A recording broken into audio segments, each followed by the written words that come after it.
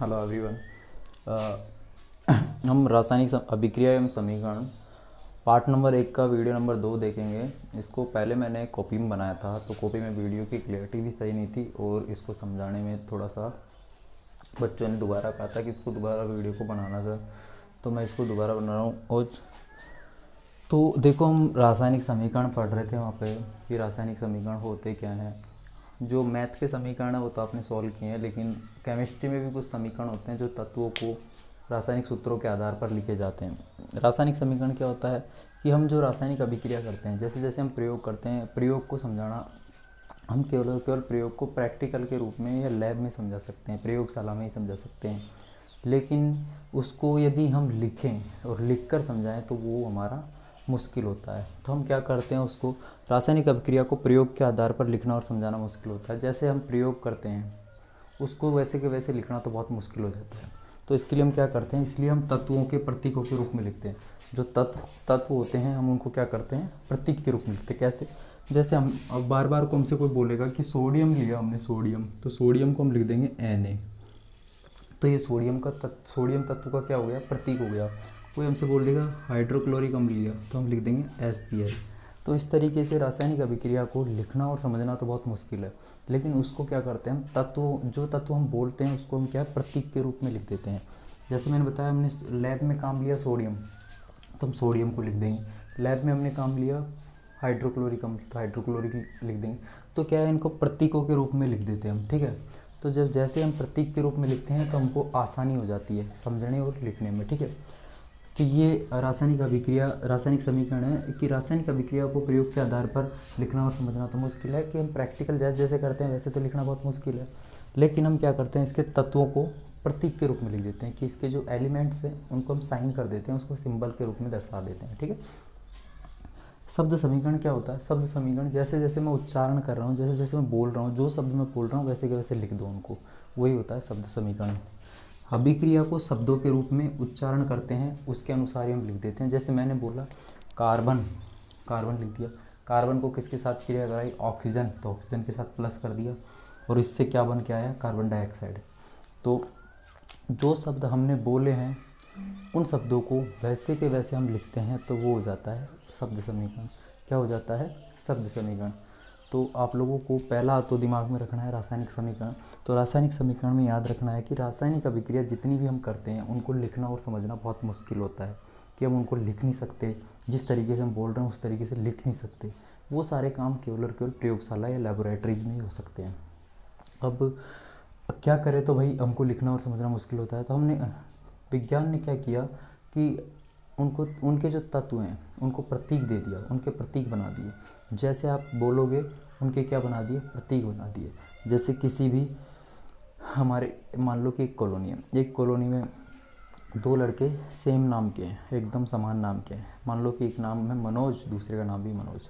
तो हम क्या कहते हैं कि जैसे एक हो गया कि मनोज, तो मनोज के पापा का नाम ले लेंगे, दूसरे मनोज के पापा का नाम ले लेंगे कि नहीं लेंगे। इसी तरीके से जो तत्व होते हैं उनको कुछ ना कुछ प्रतीक, मतलब उसको कैसे लिखें, तो उनके क्या है, प्रतीक बना दिए कि भाई इनको आसानी से आप ऐसे लिख सकते हो, ठीक है। अब बात आती है आगे कि शब्द समीकरण क्या होते हैं। तो अभिक्रियाओं को हम जैसे जैसे शब्दों का उच्चारण करते हैं वैसे के वैसे लिख देते हैं, तो वो हो जाती है शब्द समीकरण। वो क्या हो जाते हैं, शब्द समीकरण। तो आप लोग, जैसे हमने क्या कहा कि हाइड्रोजन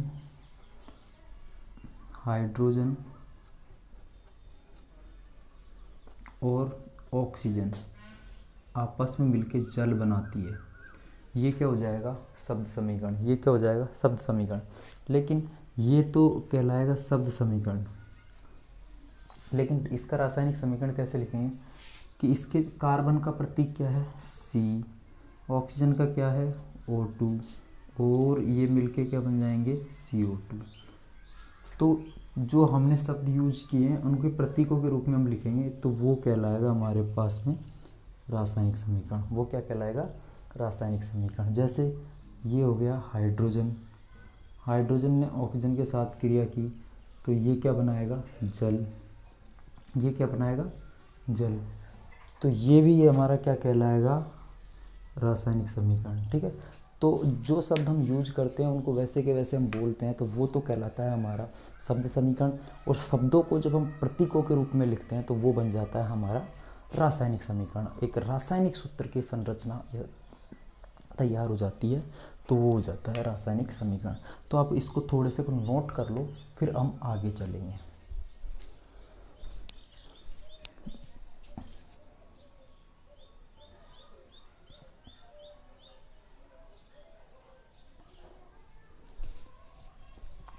तो अब हम लोगों ने रासायनिक समीकरण और रासायनिक समीकरण के शब्द समीकरण और ये सब समझने के बाद में अब हम देखेंगे रासायनिक समीकरणों को लिखते किस तरीके से। देखो भाई, रासायनिक समीकरणों को हम लिखते हैं तो उसको क्या है कि हम थोड़ा सा पहले संक्षिप्त रूप समझेंगे, उसका छोटा रूप समझेंगे, उसके बाद में हम उसको बड़े रूप में जाएंगे। देखो स्टूडेंट्स, कई बार क्या होता है कि किसी बंदे को एक ट्रोल किया जाता है, एक माइनर सी चीज़ को लेके बहुत ज़्यादा ट्रोल किया जाता है, लेकिन वो ट्रोलिंग इतनी भयावह रूप दे जाती है कि वो एक अच्छी सी प्रिपरेशन के साथ में आता है। ठीक है, जैसे खान सर का आपने देखा होगा, खान सर पटना वाले जो जीएस रिसर्च सेंटर है, उसमें क्या है, उनको इतना ट्रोल किया जा रहा है, इतना ट्रोल किया जाता है, एक अध्यापक को एक सीमा से ज़्यादा ट्रोल किया जाता है। और जो भी अच्छे से पढ़ा रहा है तो वो क्या सोचेगा, या तो उस प्लेटफॉर्म को छोड़ दे या उनसे मुकाबला करे। लेकिन खान सर उनमें से नहीं है, वो क्या है, उनसे मुकाबला ही कर रहे हैं कट्टरपंथियों से। इसी तरीके से हर एक फील्ड में कोई ना कोई डिफेंडर होता है, कोई ना कोई उसके पीछे लगने वाला ज़रूर होता है। ठीक है, छोड़ो, खैर इन बातों से क्या लेना देना, कल की बात पुरानी। अब हम चलते हैं रासायनिक समीकरणों को लिखते कैसे। रासायनिक समीकरणों को हम लिखते हैं तो हमने इनके 7 पॉइंट बनाए हैं मैंने शॉर्टकट। तो शॉर्टकट जो 7 पॉइंट है उनमें पहला देखो, क्रियाकारक और क्रियाफल। क्रियाकारक का दूसरा नाम है अभिकारक। क्रियाकारक का दूसरा नाम क्या है, अभिकारक। क्रियाकारक मतलब क्रिया करने वाला, और अभिकारक, अभी आप लोगों ने प्रत्यय और उपसर्ग पढ़े होंगे। अभि का मतलब होता है प्रारंभ करने वाला, और कारक मतलब करने वाला, प्रारंभ करने वाला। क्रियाफल, क्रियाकारकों से जो हमें प्राप्त होता है फल, उसे हम कहते हैं क्रियाफल। क्या कहते हैं, क्रियाफल। और अंग्रेजी में बोले तो प्रोडक्ट या उत्पाद। ठीक है, तो सबसे पहले रासायनिक समीकरण को लिखते हैं तो हम एक साइड तो लिखते हैं क्रियाकारक, एक साइड तो हम क्या लिखते हैं, क्रियाकारक, और दूसरी साइड लिखते हैं हम क्रियाफल। ठीक है, क्या लिखते हैं, क्रियाफल। क्रियाकारकों से ही हमें क्या प्राप्त होते हैं, क्रियाफल प्राप्त होते हैं। क्रियाकारक का दूसरा नाम क्या है, अभिकारक। क्या नाम है, अभिकारक। और इसका दूसरा नाम क्या है, उत्पाद। इतना दिमाग में आ गया होगा आपके, इसी में समझ जाओगे आप, ये समझ में आ गया होगा। एक और चीज़ है, इसको थोड़ा मोटे रूप में लिख देता हूँ जिससे साफ दिखे कि ये हमारे पास में क्रियाकारक हो गया और ये हो गए क्रियाफल। दूसरा नाम आपको यहाँ पे लिख रखा है ये, इसको लिखने से क्या है, थोड़ा सा अच्छा भी नहीं रहेगा, क्या है कि बारीक हो गए और दिखेगा भी ढंग से। क्रियाकारक को हमेशा बाएं पक्ष में रखा जाता है। कहाँ पे रखा जाता है, बाएं पक्ष में, और इसको हम रखते हैं दाएं पक्ष में। ठीक है, कई लोग इसका भी इशू बनाते हैं। मैंने पिछली वीडियो में इसको बाएं पक्ष हिंदी में लिख दिया था, दाएं पक्ष इसमें लिख दिया था, और इधर की साइड गलती से मेरे से राइट हैंड साइड लिखा गया था, क्योंकि हम बोर्ड के बहुत नज़दीक होते हैं और बोर्ड के नज़दीक होने से हमको दिखता भी बहुत कम है, क्योंकि चमकता है बोर्ड। तो इसलिए कई बार माइनर सी मिस्टेक से उसको इतना बड़ा इशू बना दिया है कि ये मतलब कि क्या बोलूँ कि अच्छे स्टूडेंट का और अच्छे इंसान का ये तरीका नहीं होता। तो लेफ्ट बायां पक्ष है, इसको हम बोलेंगे लेफ्ट हैंड साइड, और इसको हम बोलेंगे राइट हैंड साइड। ठीक है, इसको क्या बोलेंगे, लेफ्ट मतलब बायां और राइट मतलब दायां। मैं इस साइड खड़ा हूँ मतलब ये लेफ्ट हो गया, ये मेरा क्या हो गया, राइट हो गया। ठीक है, तो ये आप लोगों ने देखा।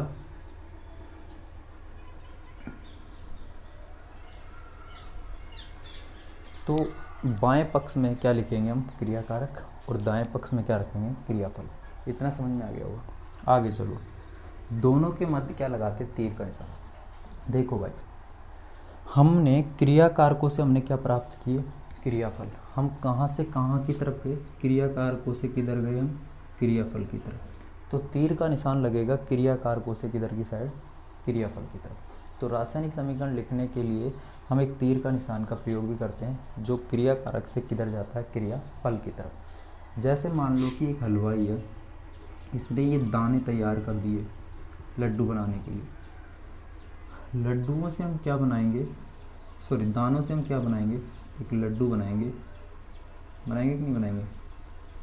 तो हमने दानों से क्या बनाया, लड्डू। तो हम किधर से किधर गए, दानों से लड्डू की तरफ, ठीक है। तो तीर का निशान किधर लगेगा, इधर।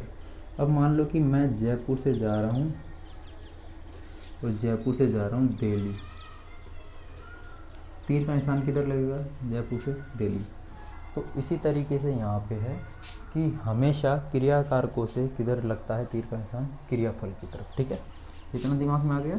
और आगे अभिक्रियाओं के प्रकार में मैं पढ़ाऊँगा कि उत्क्रमणीय अनुत्क्रमणीय, वो बात अलग है, पहले समझ लो।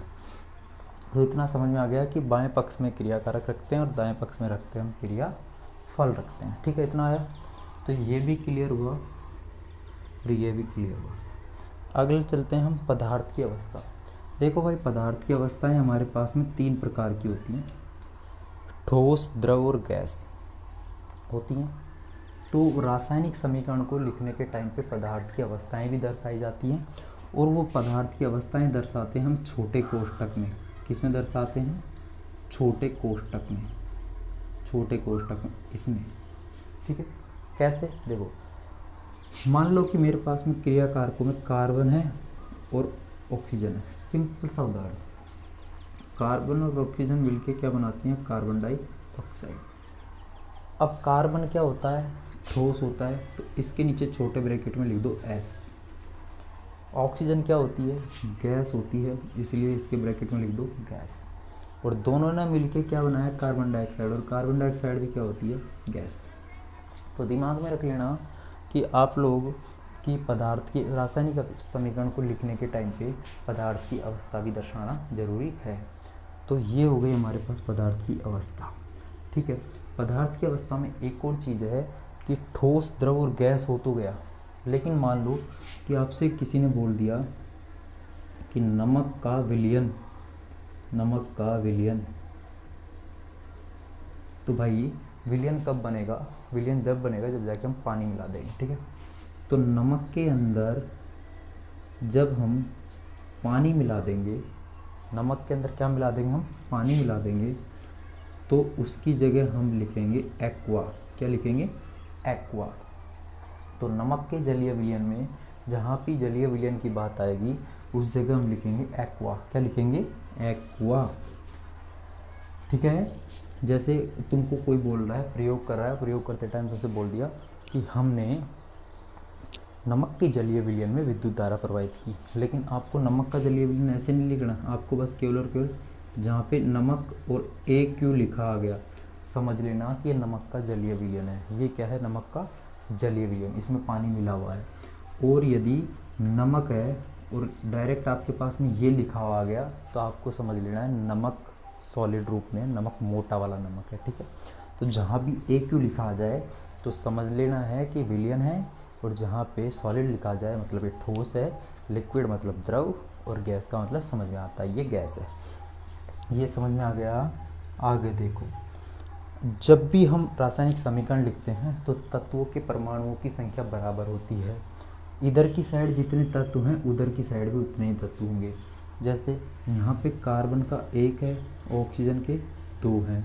इधर की साइड भी कार्बन का 1 है और ऑक्सीजन के क्या होंगे, 2। तो इधर की साइड कार्बन के तत्व 1 है, इधर की साइड भी कार्बन का तत्व 1। इधर ऑक्सीजन 2 तो इधर भी ऑक्सीजन 2। मतलब इसमें क्या है कि तत्वों की संख्या भी क्या होती है, बराबर होती है, ठीक है। तत्वों के परमाणुओं की संख्या क्या होती है, बराबर होती है। इतना समझ में आ गया होगा आपको। चलो आगे देखो भाई कि इनका द्रव्यमान भी बराबर होता है, इनका द्रव्यमान भी क्या होता है, बराबर होता है। अब सिंपल सी बात है भाई कि हम लोग इनका द्रव्यमान बराबर नहीं होगा, जैसे मान लो कि किसी ने कहा हलवाई से कि भाई 5 किलो के हम दानों से लड्डू बनाने हैं और हलवाई ने 4 किलो के बनाए, तो हमारे पास में हमको पता चल जाएगा कि नहीं चलेगा कि लड्डुओं की संख्या क्या है, कम है, इसने बेसन को कहीं ना कहीं उड़ा दिया या ख़राब कर दिया। तो इसी तरीके से क्या होता है कि इधर की साइड द्रव्यमान भी क्या होता है, दोनों पक्षों में बराबर, बाएं पक्ष और दाएं पक्ष दोनों में द्रव्यमान क्या होना चाहिए, बराबर होना चाहिए। ठीक है। अब जब द्रव्यमान इनका दोनों का बराबर नहीं होगा, अब देख लेना ध्यान से सुनना यहाँ पे, जिसका भी द्रव्यमान तत्वों के परमाणुओं की संख्या दोनों पक्षों की बराबर नहीं होगी, जिस रासायनिक समीकरण की तत्वों के परमाणुओं की संख्या क्या नहीं होगी, बराबर नहीं होगी, तो वो समीकरण हमारा कहलाएगा असंतुलित समीकरण। कौन सा समीकरण कहलाएगा, असंतुलित समीकरण, रासायनिक समीकरण। और जिसमें तत्वों के परमाणुओं की संख्या और द्रव्यमान संख्या बराबर होगी वो कहलाएगा संतुलित समीकरण। ठीक है। संतुलित समीकरण और असंतुलित समीकरण से तुमको ध्यान रखना है, रासायनिक समीकरण दो प्रकार के होते हैं, संतुलित और असंतुलित। संतुलित में तत्वों के परमाणुओं की संख्या द्रव्यमान संख्या क्या होती है, बराबर होती है। और हमारे पास असंतुलित में दोनों पक्ष में तत्वों के दोनों पक्षों में द्रव्यमान संख्या क्या नहीं होती, बराबर नहीं होती। ठीक है। तो संतुलित समीकरण में द्रव्यमान संख्या क्या होती है, बराबर होती है, और इसमें हमारे पास में द्रव्यमान क्या नहीं होता, बराबर नहीं होता। इतना दिमाग में आ गया कि रासायनिक समीकरण कितने प्रकार का होता है, दो प्रकार का, संतुलित और असंतुलित। संतुलित समीकरण संतुलित रहता है, बैलेंस, लेकिन असंतुलित समीकरण जो होता है, असंतुलित समीकरण, इसका दूसरा नाम है कंकाली समीकरण। इसका दूसरा नाम क्या है, कंकाली समीकरण। तो असंतुलित समीकरण का दूसरा नाम क्या होता है, कंकाली समीकरण। और इस समीकरण में द्रव्यमान बराबर नहीं रहता, द्रव्यमान बराबर नहीं रहता। जब इसमें द्रव्यमान बराबर नहीं रहता तो हम इसका द्रव्यमान क्या करते हैं, बराबर करते हैं। और जब द्रव्यमान, जिस विधि से हम इसका द्रव्यमान बराबर करते हैं उस विधि को हम कहते हैं hit and trial method, hit and trial method, और जिसे हिंदी में कहते हैं अनुमान विधि। क्या बोलते हैं, अनुमान विधि। तो दिमाग में आ गया होगा कि रासायनिक समीकरण को संतुलित करने के लिए हम हिट एंड ट्रायल मेथड विधि का यूज़ करते हैं, अर्थात अपना अनुमान लगाते हैं कि इसको, इसके द्रव्यमान संख्या को कैसे बराबर किया जाए। ठीक है। एक और चीज़ कि ये हो गया, हाँ, एक और चीज़ है हमारे पास में, हिट एंड ट्रायल मेथड विधि हो गई। तत्व हमेशा, जब भी रासायनिक समीकरण लिखते हैं तो तत्व बदलते नहीं हैं। रासायनिक समीकरण में तत्व नहीं बदलते, ये कार्बन कार्बन ही रहेगा यहाँ पे जाके, ये ऑक्सीजन ऑक्सीजन ही रहेगा यहाँ पे, हाइड्रोजन यहाँ पे है तो आगे भी हाइड्रोजन ही रहेगा, लिथियम है तो लिथियम ही रहेगा, कोई सा तत्व बदलता नहीं है। लेकिन इनके मध्य क्या होते हैं, आबंध, मतलब बॉन्ड, आकर्षण बंध, कई जगह तो टूट जाते हैं और कई जगह क्या हो जाते हैं, जुड़ जाते हैं। कई जगह क्या होते हैं, टूट जाते हैं, और कई जगह क्या हो जाते हैं, जुड़ जाते हैं। तो आप लोगों को ध्यान रखना है कि रासायनिक समीकरण में तत्व नहीं बदलते, तत्वों के आकर्षण से बंध बनते हैं और बंध टूटते हैं, तब जाके क्या है, उत्पाद का निर्माण होता है। ठीक है। जैसे इधर देखो, कार्बन इधर भी जाके कार्बन ही रहा, ऑक्सीजन इधर भी जाके क्या रहा, ऑक्सीजन ही रहा। अब इनके मध्य क्या है, एक आकर्षण बंध बना, जब जाके नया उत्पाद बना कि नहीं बना। तो इस तरीके से हमारे पास में क्या होता है कि रासायनिक समीकरण के दौरान बंध बनते रहते हैं और टूटते रहते हैं। जिस तरीके से लाइफ में क्या होता है, रिश्ते बनते हैं, बिगड़ते हैं और एक नया रिश्ता जन्म लेता है, उसी तरीके से रासायनिक समीकरण में भी तत्वों के मध्य बंध बनते हैं और बिगड़ते हैं, जिससे क्या है, नया समीकरण तैयार होता है। तो मैंने क्या बताया, रासायनिक समीकरण के अंदर दो पक्ष होते हैं, बायां पक्ष और दायां पक्ष। बाएं पक्ष में हम लिखते हैं क्रियाकारक, दाएं पक्ष में लिखते हैं क्रियाफल। क्रियाकारकों से क्रियाफल प्राप्त हुआ, इसलिए इसकी तरफ एरो का निशान लगा दिया, तीर का निशान। इसके जो भी हम तत्व यूज करते हैं उनके कोष्टक में क्या लिखते हैं, हम अवस्थाएं लिखते हैं, ठोस, द्रव और गैस। विलयन में जब भी लिखेंगे एक्वा लिखेंगे, AQ लिखेंगे, ठीक है। तत्वों के परमाणुओं की संख्या क्या होनी चाहिए, बराबर होनी चाहिए। इधर कार्बन के 2 तत्व हैं तो इधर के भी कितने होने चाहिए, 2 होने चाहिए। तत्व कभी भी नहीं बदलते, इधर कार्बन है तो कार्बन ही रहेगा, लेकिन इनके मध्य क्या होते हैं, बंध बनते हैं और टूटते रहते हैं, जिससे क्या नया उत्पाद बनता रहता है, एक नए समीकरण की संरचना होती रहती है। और रासायनिक समीकरण में बंधों को बिगड़ने और टूटने के साथ में द्रव्यमान संख्या को भी बराबर करना जरूरी होता है। और द्रव्यमान संख्या को जिस विधि से हम बराबर करते हैं उसे हम कहते हैं हिट एंड ट्रायल मेथड या अनुमान विधि। तो अब हम आगे पढ़ाएंगे, इससे पहले इसको नोट डाउन कर लीजिए।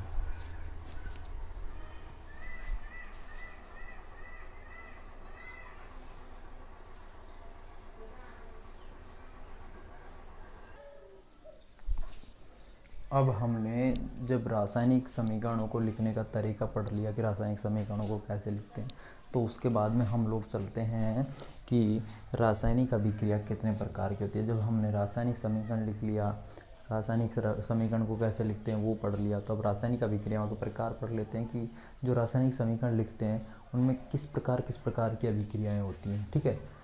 तो वो देखो, तो रासायनिक अभिक्रियाएँ हमारे पास में ये जो प्रकार लिख रखे हैं इस बुक के अंदर हम इस तरीके की अभिक्रियाएं पढ़ेंगे। तो पहली अभिक्रिया है संयोजन अभिक्रिया, दूसरी है वियोजन अभिक्रिया, वियोजन का दूसरा नाम है अपघटनीय अभिक्रिया। क्या नाम है, अपघटनीय अभिक्रिया। और अपघटनीय अभिक्रिया 3 प्रकार की होती है। कितने प्रकार की होती है, 3 प्रकार की। विद्युत अपघटन, प्रकाश अपघटन, ऊष्मा अपघटन। तो अपघटनीय अभिक्रिया कितने प्रकार की है, 3 प्रकार की। विद्युत अपघटन, प्रकाश अपघटन और ऊष्मा अपघटन। फिर इसके बाद में तीसरी अभिक्रिया पढ़ेंगे हम ऊष्माक्षेपी और ऊष्मा शोषी अभिक्रिया। फिर इसके बाद में पढ़ेंगे विस्थापन अभिक्रिया, द्विविस्थापन अभिक्रिया, रेडॉक्स अभिक्रिया। तो इस बुक के अंदर हम 6 प्रकार की हम अभिक्रियाओं को पढ़ेंगे और इनका एक एक डिटेल से हम वर्णन देखेंगे, ठीक है। तो संयोजन का मतलब क्या होता है, देखो संयोजन का मतलब होता है जुड़ना। संयोजन का मतलब क्या होता है, जुड़ना। और वियोजन का मतलब होता है टूटना। वियोजन का मतलब क्या होता है, टूटना। संयोजन का मतलब जुड़ना और वियोजन का मतलब क्या होता है, टूटना। संयोग होता है तो 2 जुड़ते हैं और वियोग होता है तो टूटते हैं, ठीक। तो संयोजन मतलब जुड़ना और वियोजन मतलब क्या होता है, टूटना। अब हम लोगों को पता है कि संयोग होगा तो एक से अधिक लोगों का ही होगा। संयोग में क्या होता है, एक से अधिक लोग होते हैं। इसी तरीके से यहाँ भी संयोजन अभिक्रिया में एक से अधिक तत्व आपस में जुड़ेंगे। देखो भाई, हमारे पास में क्या होगा, 2 या 2 से अधिक क्रियाकारक आपस में जुड़कर कोई एक उत्पाद का निर्माण कर देंगे, वही होगा हमारे पास में संयोजन अभिक्रिया। तो मैंने क्रियाकारक इधर की साइड लिखे हैं, आपको बता दिया पहले ही, और क्रियाफल इधर लिखेंगे, ये आपको पहले से पता है। तो यहाँ पे क्या होगा, हमारे पास में 2 या 2 से अधिक क्रियाकारक आपस में जुड़ेंगे। अब यहाँ पे देखो क्रियाकारक और क्रियाफल समझ में आ गया। तो इधर देखो उदाहरण क्या लिया है, कैल्शियम ऑक्साइड एक क्रियाकारक ले लिया, दूसरा जल ले लिया। तो 2 या 2 से अधिक क्रियाकारक हो गए, तीर का निशान लगा दिया। अब इन दोनों से हमारे पास में क्या बन के आया, कैल्शियम हाइड्रोक्साइड। क्या बन के आया, कैल्शियम हाइड्रोक्साइड। और साथ में क्या निकल गई, ऊष्मा। अब देखो यहाँ पे देखो, कैल्शियम ऑक्साइड सॉलिड होता है, जल होता है लिक्विड, और हमारे पास में ये होता है एक्वा, क्योंकि ये क्या होता है, जलीय विलयन में होता है। ये क्या होता है हमारे पास में, जलीय विलयन में होता है, ये जलीय विलयन में होता है, ठीक है। तो देखो भाई, यहाँ पे समझने की कोशिश करना आप लोग। दो या दो से अधिक क्रियाकारक, दो क्रियाकारक हो गए, आपस में मिलकर एक उत्पाद का निर्माण करते हैं, तो यही कहलाती है संयोजन अभिक्रिया। क्या कहलाती है? संयोजन अभिक्रिया। और इसके सिंपल से और एक्स्ट्रा एग्जाम्पल देख लो। एक्स्ट्रा एग्जाम्पल वो क्या है वो देखो। कोयले का दहन, कोयले का दहन। आप लोगों ने देखा होगा कि हम लोग लकड़ी जलाते हैं, लकड़ी जलाते हैं तो कब आग कब लगती है? ऑक्सीजन की उपस्थिति में। किसकी उपस्थिति में? ऑक्सीजन की उपस्थिति में। तो देखो कार्बन, लकड़ी में क्या होता है? कार्बन ऑक्सीजन की उपस्थिति में जलेगा तो क्या बनाएगा? Carbon dioxide. दो या दो से अधिक उत्पाद आपस में मिलकर, दो या दो से अधिक क्रियाकारक आपस में मिलकर और क्या बना लिए? एकल उत्पाद बना लिए। तो यही हमारे पास क्या कहलाएगी? संयोजन अभिक्रिया। दूसरा उदाहरण देखो, जल का निर्माण। जल का निर्माण में देखो हाइड्रोजन आपस में मिलके, हाइड्रोजन और ऑक्सीजन आपस में मिलकर किसका निर्माण करते हैं? जल का करते हैं। लेकिन यहाँ पे हाइड्रोजन में कितने हैं? दो, ऑक्सीजन में दो, हाइड्रोजन में या दो और ऑक्सीजन में कितना है? एक। अब यहाँ पे ऑक्सीजन के घट रहे हैं ना, घट रहे कि नहीं घट रहे? ऑक्सीजन के दो करने के लिए मैं इसके आगे कितना लगा दूंगा? दो। पीछे कभी भी नहीं लगाना, आगे लगाना है जो भी बैलेंस करते टाइम। ऑक्सीजन के दो हो गए, लेकिन हाइड्रोजन के कितने हो गए? चार। तो हाइड्रोजन के चार करने के लिए इसके आगे दो लगा दूंगा, दो दूनी चार। तो ऑक्सीजन के दो एकम दो और हाइड्रोजन के चार। तो इस तरीके से इसमें तत्व भी नहीं बदले, लेकिन और परमाणु संख्या, परमाणु द्रव्यमान भी क्या कर दिया हमने? इनका बराबर कर दिया। अब देखो हाइड्रोजन गैस होती है, ऑक्सीजन गैस होती है और ये जल तो द्रव होता है। इसी तरीके से कार्बन ठोस होता है, ऑक्सीजन गैस होती है और कार्बन डाइऑक्साइड भी क्या होती है? गैस। तो हमने इनकी अवस्थाएं भी दर्शा दी। तो इस तरीके से हम लोगों ने आज पढ़ा रासायनिक समीकरण, शब्द समीकरण, रासायनिक समीकरण को लिखने का तरीका और संयोजन अभिक्रिया। आई होप कि आपको ये वीडियो पसंद आई होगी, और आपको पसंद आए तो वीडियो को लाइक करो, सब्सक्राइब करो चैनल को, और वीडियो को ज़्यादा से ज़्यादा शेयर करो, बेल आइकन को प्रेस करो। और छोटे छोटे इश्यूज आते रहते हैं, ऐसी कोई बात नहीं है, और इनसे हिलना भी नहीं चाहिए। लाइफ में कॉम्पिटिटर बहुत मिलेंगे आपको, और एक छोटे से महीन से कॉम्पिटिटर को देख के और हम लोग घबरा जाते हैं, तो वो गलत चीज़ है, ठीक है ना। तो हमको कंपटीशन आगे बहुत सारा करना है, और मैं कोशिश यही करता हूँ कि अच्छे से अच्छा पढ़ाऊँ। लेकिन दिमाग में एक चीज़ ये भी रखनी चाहिए, सामने वाला जब भी आपसे कुछ कहे तो एक चीज़ दिमाग में रख लो कि आप हमें समझ सको, ऐसी तुम्हें समझ नहीं, ठीक है। कि सामने वाला हमको समझ सके, इतनी हमें उसके अंदर समझ नहीं, ठीक है। बुलंदियाँ छूनी है, अभी बहुत कुछ करना बाकी है। टाइमली पीरियड के अनुसार बहुत सारी चीज़ें चेंज होंगी, बहुत सारी चीज़ें लाइफ में आएंगी जाएंगी। खैर इनसे क्या ही फ़र्क पड़ता है अपने को, छोड़ो, ये कल की बातें हैं। आप पढ़ाई पे ध्यान दो। थोड़ा जॉकिंग कर देता हूँ जाते टाइम। इस वीडियो को ध्यान से पढ़ना, क्योंकि इसका मैंने क्या है कॉपी में बनाई थी, अब इसको ढंग से बना दिया। और चैनल को लाइक करो, सब्सक्राइब करो, बेल आइकन को प्रेस करो। और मेरे को कुछ इस मैटर में कुछ ज़्यादा कहना नहीं है। स्कूल खुलेंगी फिर एक बार मिलेंगे। Thank you.